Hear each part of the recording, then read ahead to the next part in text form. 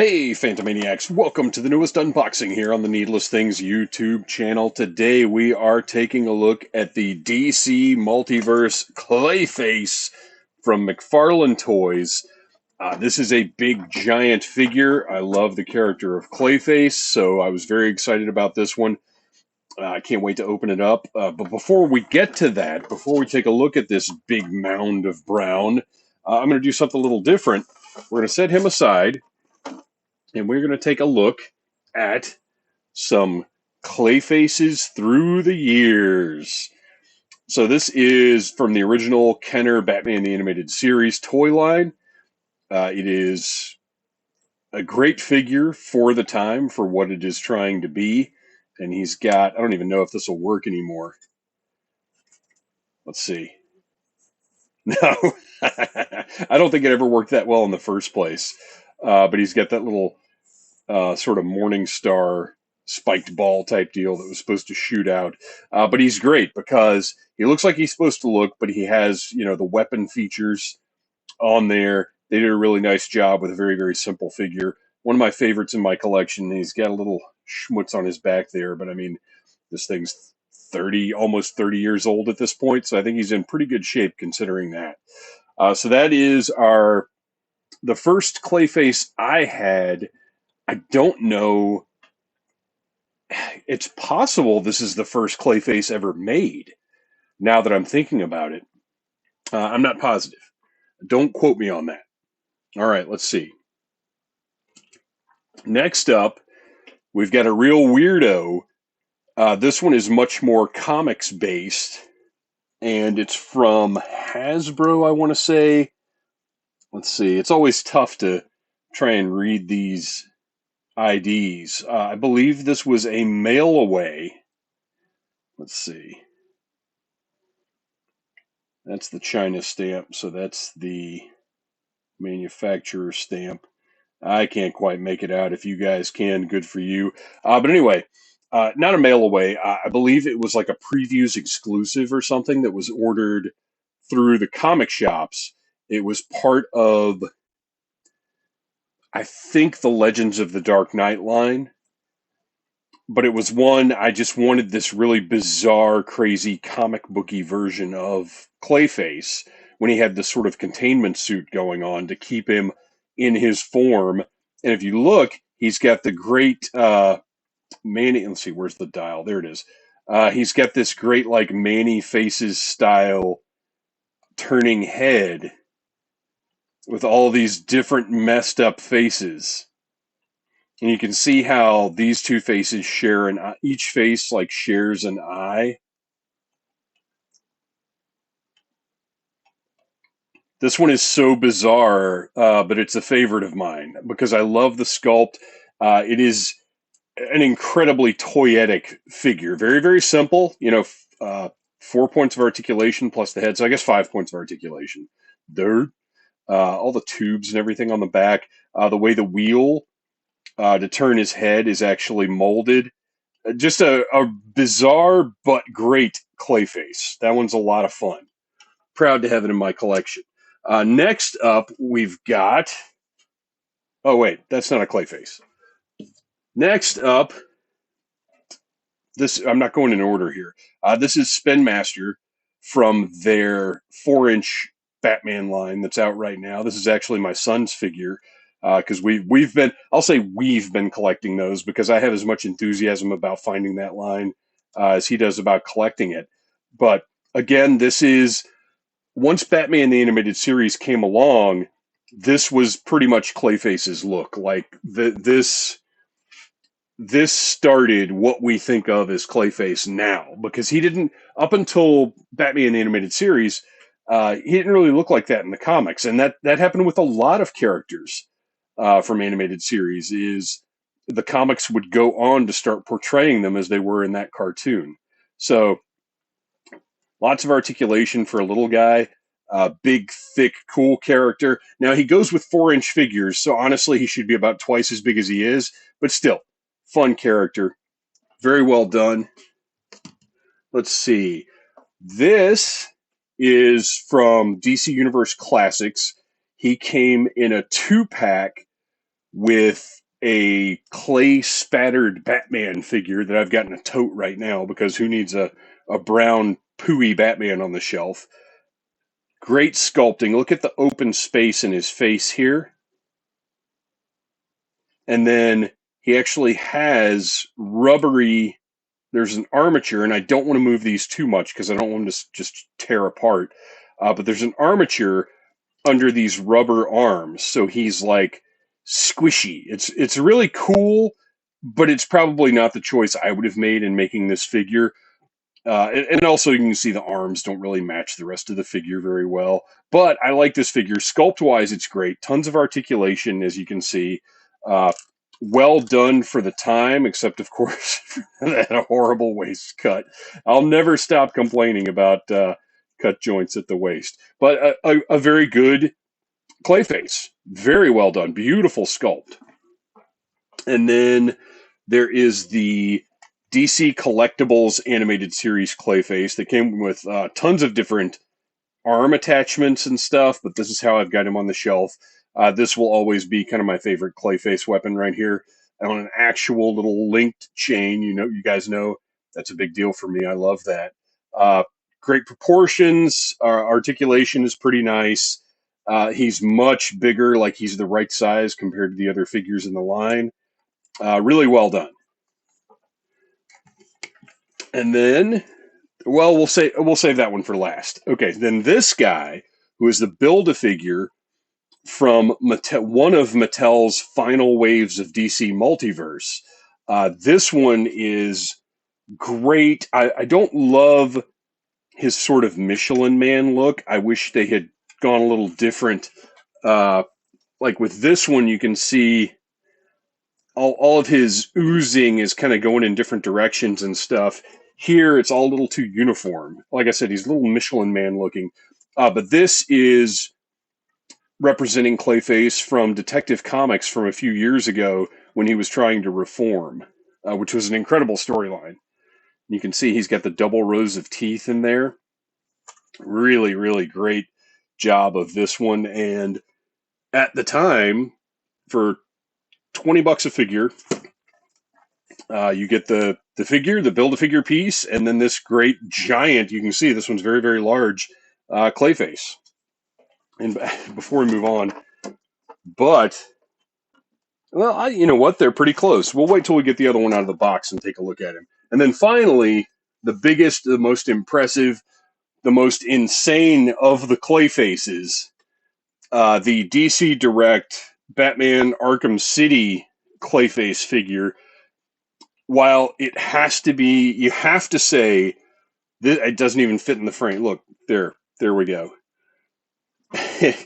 You have to say this is the most incredible Clayface action figure that has ever been released. That sword is removable. I haven't removed it in years, so I don't know how. Yeah, there we go. Removable sword to recreate a great boss fight. The ice crystals from where Batman threw an ice grenade at him, because that's what you have to do in that boss battle, all translucent. But I'm not a fan of the skull portrait. I don't like this look for Clayface. Personal, it's just personal. And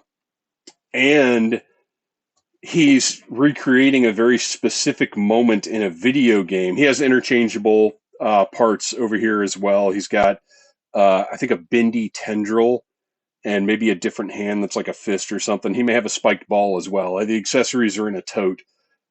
Oh, okay. I totally forgot about that. So underneath, because he was impersonating Joker prior to the boss fight, he's got a little Joker face underneath his Clayface face. So that's pretty. I mean, this is an incredible figure, but it cannot be your default Clayface because it's representative of something so specific. And while as far as being toyetic, it's phenomenal and it's great on the shelf. And wow, what a remarkable thing. But as far as being like the great Clayface figure, it's not. It's just huge and beautiful. So, out of what I've shown you so far, my favorite, well, you know what? My favorite is going to be this animated series one. But then this guy's also very light. For as big as he is, he's light, and he stands really, really well on the shelf. He's got great balance. He doesn't topple over. This one is probably between him and the big animated series one. But all right, that's enough Clayface history. Let's now take a look at the Clayface of the present. That beautiful art. I kind of glossed over that. Great art on the back. Enhanced the figure a little bit, of course, but that's fine. Let's see. Let's open this guy from the bottom. I'm very excited about this and about, I'm not sure when I'll get to him, but I also have the Titan Joker from, oh gosh, we've got a couple of pieces of tape here. Or excuse me, a couple of circular adhesive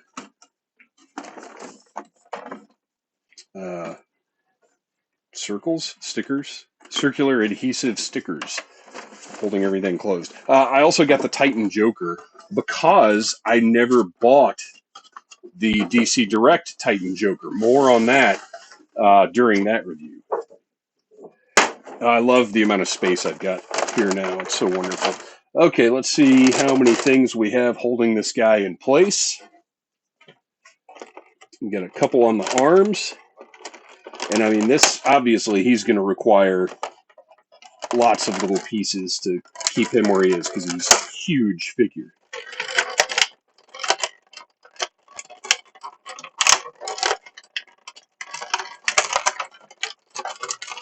Oh, these are really thick strips. Okay, I think that's everything. Yeah, there we go. And then, of course, as all McFarlane DC Multiverse releases have, we have got a trading card, which I have heard some people really dig and enjoy and are collecting. I don't care. I get a little biography on there. I'm not going to... Oh, well, actually, that is kind of interesting. Okay, so I take it back. I do like the fact that we've got the biography on here. So Basil Karlo was a famous actor, blah, blah, blah. But it is interesting this is the Basil Karlo version because there have been other Clayfaces, of course, because he's been around for 60 years. No, 50. I think he might have been 70s. I'm not positive. You know what I would like on here is a first appearance. But I guess it doesn't matter because this is from Rebirth. So it's like a different thing. Okay, and then you've got your DC Multiverse stand, which might not be needed with this guy. So let's take a look. He's got a pretty good heft. He's not super duper heavy to the point of being annoying, but he is nice and thick and heavy. He's pointy. A lot of these McFarlane toys, they don't worry too much about putting really sharp points and stuff on them. So when you grab this guy, he's going to poke you. So be careful handling him. Be careful with the articulation. I mean, always on modern toys, be careful with the articulation. You never know what's just going to tear off. He is not the plastic that I expected him to be. He's ABS. So let's see. Arms feel like they're PVC, but this torso is a, well, I'm not going to, I don't know for sure it's ABS, but it feels like ABS plastic. You've got the articulated jaw, which works really, really well because whether it's opened or closed, you can see it doesn't like, there's not like a giant dent in his chest, because that happens sometimes when you get that kind of jaw articulation. He has the single row of teeth, but he really is a midpoint between the Mattel Clayface, the second one that I showed you, and the animated series Clayface. I like all the spiky protrusions and everything. He's very, very different. Until I got him out of the packaging, I didn't really realize how different he is from that Mattel one. Let's see if we can get this elbow to bend without poking a hole in myself. So the joints move pretty nicely. His hands on a swivel. And then also, you can see the disc there. That's not going to move. What about this one? Yeah, those are... Oh, there we go. That one moves a little bit. So we've got sort of a standard shoulder joint situation. He does have swivels at the top of the elbows. So you've got some nice movement there, and then kind of the same deal with the wrist. That is not budging. Now the torso, let's take a look at this torso, because this is interesting. This is a very soft plastic piece, like basically rubber. And you've got quite a joint going on in the abdomen. Big range of motion going on there. And because, and I'll tell you, you can see the difference in the plastics between this rubber piece here and then this harder plastic up here. Well, and even the crotch piece, it's soft plastic just like this is, but it's slightly, it looks like it's matched a little better. But I can tell you in person, it looks better than it does in the video here. Like, it's not as stark a difference. All right. All kinds of just goopy goodness going on with this guy. All this wonderful, actually some like dirt and stuff sculpted back here. And then the hip joints are kind of your standard issue. You can see you've got the hinge in there and a swivel at the top of the thigh. And then the knees, and again, I don't expect these to move a ton. Let's see. There we go. Okay, well, that worked. And I am completely fine with and approve of that knee. There we go. I approve of the fact that there are no ankles on this guy because he's a big, thick chunk of plastic. And if he had ankles, that could conceivably be a problem. But look at that. Very easy to stand up. Nice balance. He's not going to just fall over and be a problem. Look at those hands. Gross. Oh, look at this. So he's got long strands of clay between his fingers here, and you can actually see there's space right here and right here. Oh, beautifully done. This is what McFarlane does. This kind of thing is McFarlane's wheelhouse. It's what they do best, and quite frankly, what they do better than anybody. So this is a big, beautiful, magnificent... Look at this.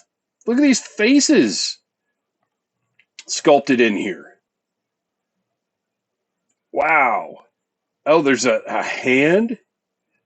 Looks like another little face right here. Oh, this is a beautiful, beautiful figure. Oh, look, there's more. All kinds of demonic, creepy faces. I say demonic. I mean, he's Clayface. He's not Satan face, but